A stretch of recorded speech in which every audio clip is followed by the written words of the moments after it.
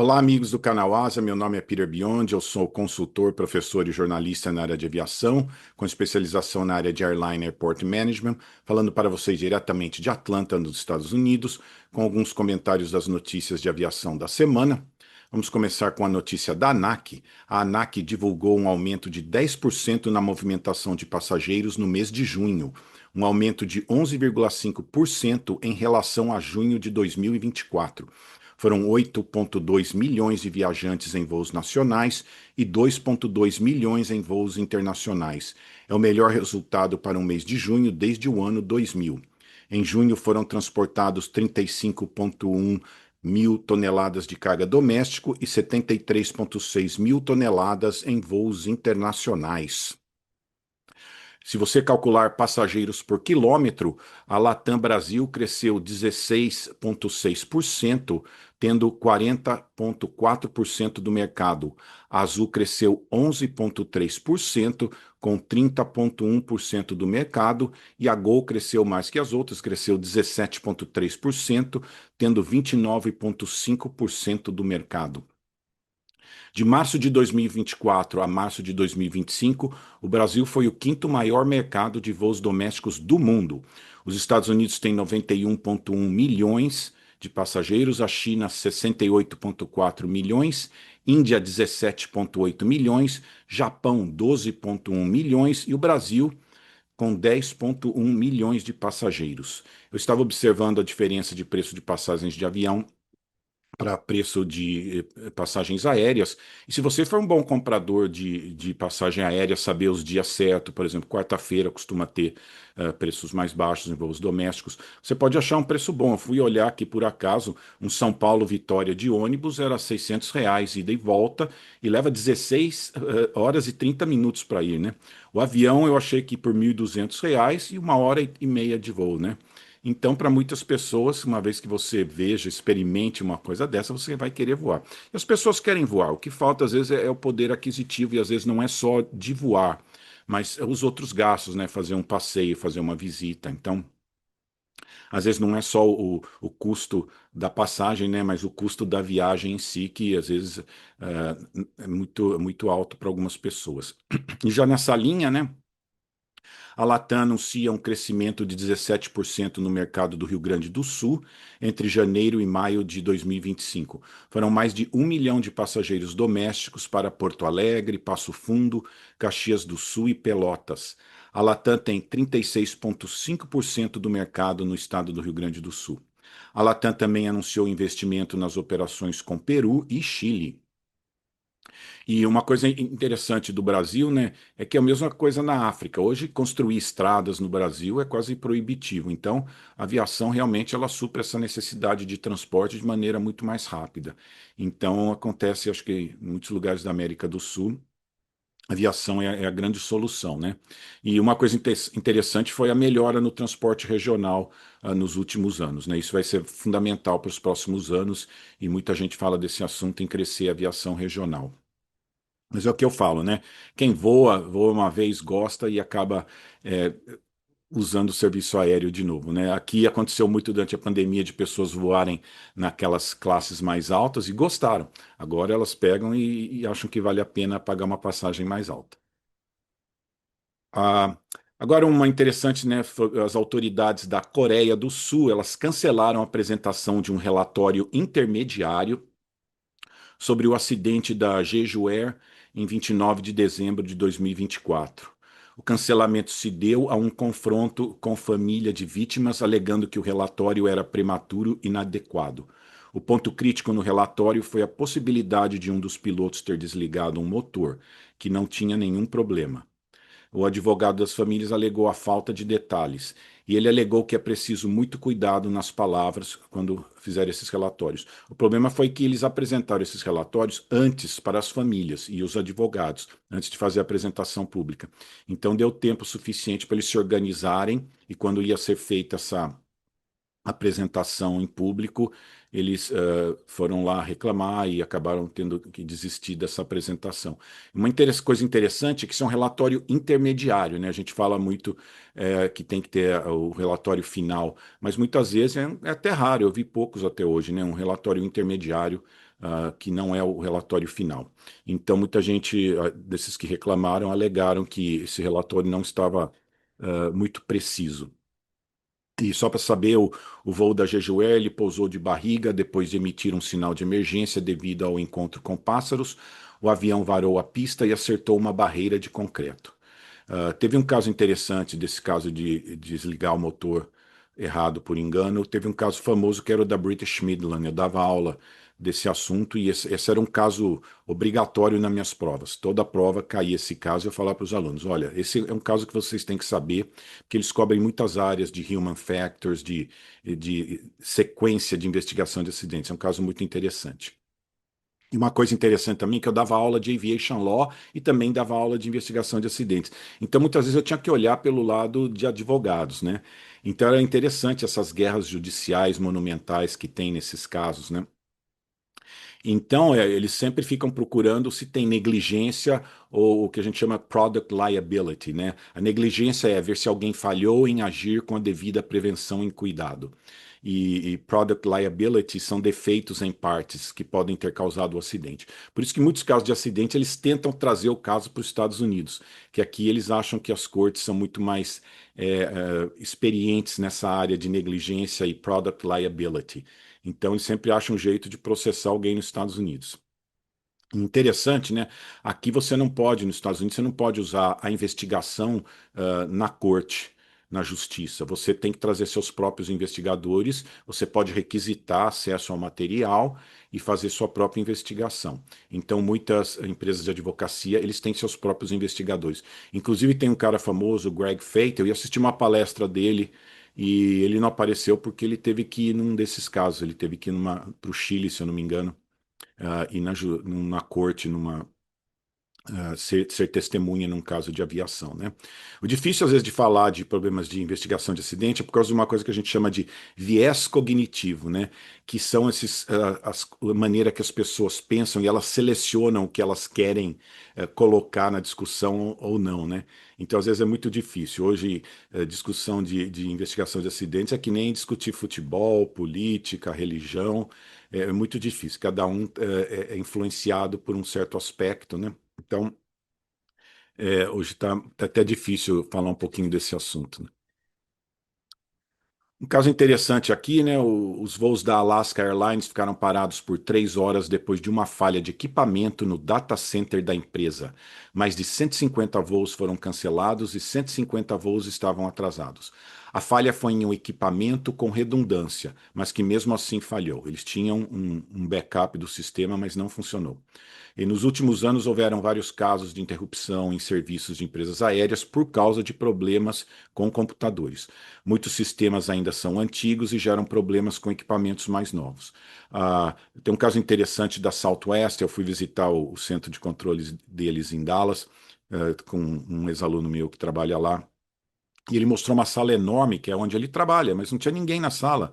E eu falei, nossa, o que aconteceu? Ele falou, não, esqueci de falar, uma vez por mês nós temos uma outra sala num outro prédio, a gente vai trabalhar de lá para ter uma emergência. Se alguma vez acontecer alguma coisa com esse prédio, um incêndio, alguma coisa, nós temos um outro lugar onde nós operamos todos os voos.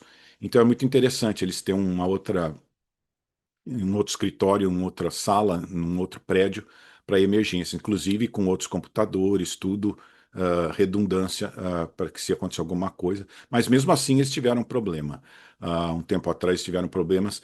E um dos problemas que eles têm, primeiro é que a gente está dependendo totalmente de computadores. Só para você ter uma ideia, até a imigração é feita pelo computador no embarque.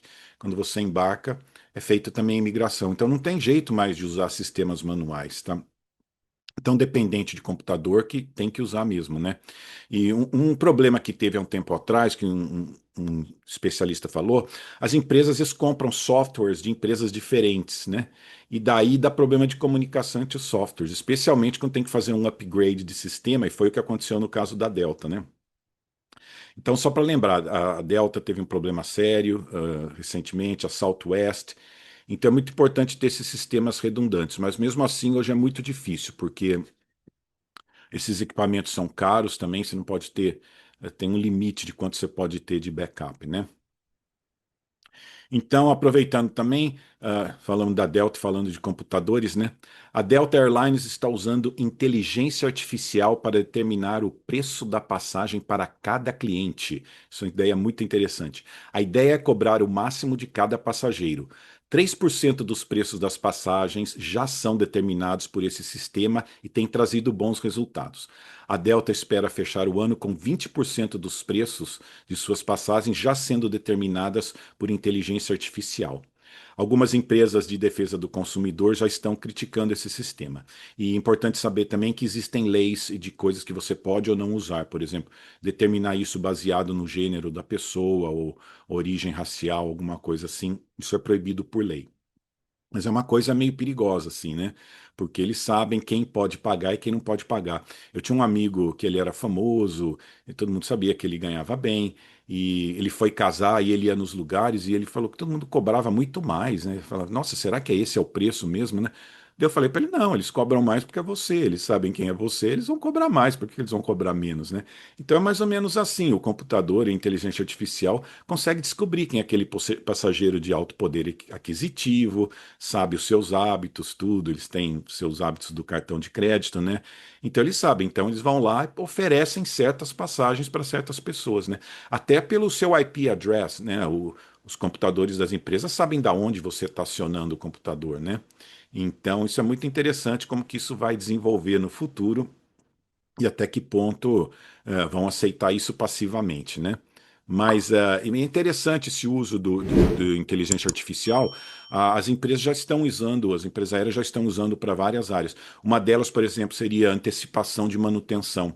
Teve um caso interessante há muitos anos que um avião da empresa que eu trabalhava, ele voltou, deu problema numa borracha em volta de um vidro. Então o mecânico trocou. Daí ele foi olhar lá nos arquivos e viu que aquela borracha tinha que ser trocada 2 semanas antes. Alguém da manutenção deixou passar, 2 semanas deu problema. Então ele falou: se fala 14 meses e 5 dias, é 14 meses e 5 dias. Se você não trocar em 14 meses e 5 dias, vai dar problema. Então, essa é uma das coisas que a inteligência artificial vai ajudar a determinar o quando uma peça dessas pode dar problema, quais os lugares estratégicos que você tem que ter uma peça de manutenção, porque é caro manter equipamento e peças de manutenção em todo lugar. Então, esse é um uso da inteligência artificial. O uso de combustível vai ajudar bastante em cálculo de combustível, operações de solo, escala de portões, escala de tripulantes, e isso que eu falei para vocês, que eles chamam de dynamic pricing, né?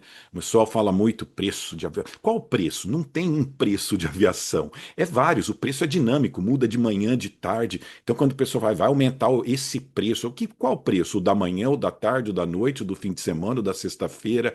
Então, pessoal, isso é dynamic pricing. O preço de uma empresa aérea muda toda hora, não tem um preço fixo, né? E é isso que a inteligência artificial e que a Delta está implementando. Dependendo de quem está comprando, é um preço, né? Então eles até brincam, né? O preço depende do cliente. Se o cliente tem mais dinheiro, nós vamos cobrar mais. Então é isso que ela faz, né? Não só necessariamente cobrar mais, mas oferecer outros serviços que eles, pelo inteligência artificial, eles conseguem detectar quem compraria, por exemplo, um aluguel de carro, um hotel, pelo website deles, né? Então vamos ver o que vem daqui para frente nessa inteligência artificial aí. E por favor, coloque seus comentários. O que você acha aí? Você acha que você vai estar pagando um preço mais caro porque eles detectaram que você pode pagar ou não, né? Então é até meio assustador essa ideia, né? Mas, continuando com a Delta agora aqui nos Estados Unidos, né, o Departamento de Justiça americano anunciou que a Delta Airlines terá que pagar 8,1 milhões de dólares de reparação ao Tesouro americano por uso indevido do dinheiro dado pelo governo durante a pandemia. O programa de suporte a pagamento de funcionários foi criado em 2020, chama CARES, e a função era reter funcionários treinados no trabalho para rapidamente voltar às operações quando a pandemia terminasse. A ação na justiça alega que a Delta excedeu o limite pago a seus executivos. alega a Delta que foi apenas um desentendimento técnico. Mas só para saberem isso, né, muita gente fala, o governo ajudou, o governo americano ajudou. Mas o importante do que o governo americano fez foi isso, foi manter os empregos, né? Tinha dentro desse CARE, né, que chama Coronavirus Aid, Relief and Economic Security, tinha o PSP, que é o Payroll Support Program, que era um suporte para pagar os funcionários. Então, isso que eles fizeram aqui nos Estados Unidos. Então, todo o dinheiro, quem conseguiu financiamento, no fundo, era para manter os funcionários, porque quando terminasse a pandemia, teria que ter eles prontos para entrar em ação. E só para você ter uma ideia, para esse Payroll Support Program, que ajudou a pagar os salários, foram três rodadas no total de 59 bilhões de dólares. O Departamento do Trabalho também forneceu 2,7 bilhões para 35 negócios diferentes com o intuito de manter empregos. Então, essa foi a ideia desde o começo. E algumas regras para conseguir esse empréstimo durante esse período, a principal era manter os empregados, não comprar ações nem dar dividendos e limitar o salário dos executivos. Então, foi essa a parte que envolveu a Delta, que eles acreditam que eles pagaram mais executivos do que deveria, de acordo com que foi estabelecido, né? Então, outras coisas nesse plano incluíam isenção de impostos federais, impostos sobre passagens aéreas e também redução de impostos de combustível. Então, foi esse tipo de ajuda que foi dado aqui nos Estados Unidos. Mas o principal foi manter os empregos, não foi dinheiro para as empresas usarem para o que quisesse. Tinha certas condições de receber esse dinheiro do governo americano e quem não fez direito está tendo esse problema, que é o caso da Delta. Falando do governo americano, então, o governo americano impôs restrições a voos operados a partir do México.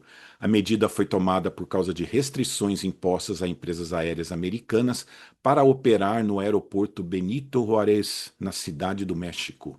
Então, só para ter o histórico do que aconteceu, né? Em 2022, o México reduziu os slots no aeroporto Benito Juárez, que é mais perto do centro, que incluía voos das empresas americanas.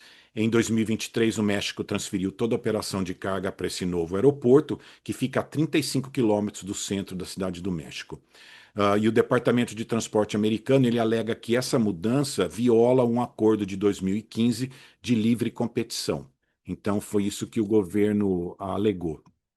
Então, o governo americano deu até o dia 29 de julho para as empresas aéreas mexicanas apresentarem seus itinerários para aprovação, para ver se eles podem voar para cá.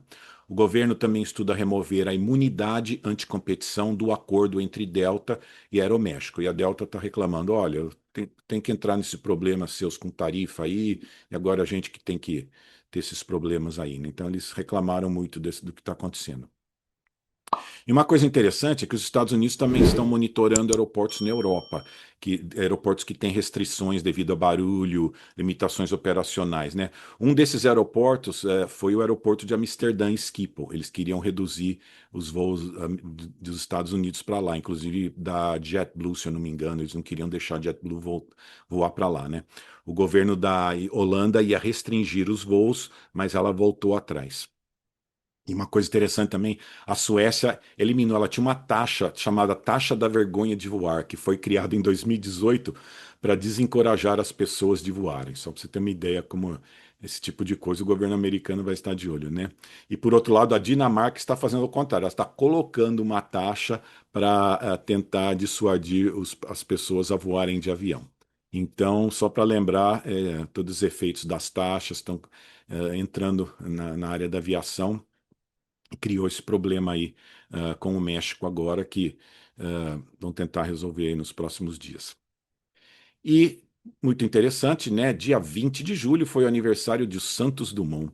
Eu lembro uma história interessante, eu morei na França quando eu tinha 19, 20 anos, e meu primo, que trabalhava numa escola, ele me convidou para ir falar para uns alunos lá, eu já falava francês razoável, e eu fui falar para os alunos, foi interessante, daí um aluno perguntou sobre Santos Dumont, Eu falei, ah, é, tá, Santos Dumont. E eu não sabia tanto assim sobre Santos Dumont, né? Daí a professora explicou, não, a gente teve uma aula aqui sobre aviação e a gente falou sobre Santos Dumont, né? Daí eu falei, puxa, interessante, no Brasil eu nunca tive uma aula sobre Santos Dumont. Vocês estão aqui na França e vocês têm uma aula de Santos Dumont, né? Eu no Brasil nunca tive uma aula de Santos Dumont. Inclusive estudei na escola onde o Santos Dumont estudou, estudei no Colégio Culto à Ciência. E o Santos Dumont estudou lá dos 10 a 12 anos, se eu não me engano. Mas é engraçado, nem lá tive uma palestra sobre Santos Dumont, né? E na França eu vi os alunos lá de 16, 17 anos tinham tido uma palestra, né? Mas olha, ele estaria completando 152 anos. E Santos Dumont ele foi aeronauta, esportista, autodidata e inventor brasileiro. Em 1901 ele conquistou o prêmio Deutsch quando contornou a Torre Eiffel com seu dirigível número 6. Ele foi o primeiro a decolar com um avião impulsionado por um motor a gasolina. O voo do 14 bis foi reconhecido pelo público e jornalistas, tendo sido a primeira atividade esportiva homologada pela Federação Aeronáutica Internacional. E Santos Dumont inspirou várias gerações da indústria aeronáutica, considerado um herói pelos brasileiros, né?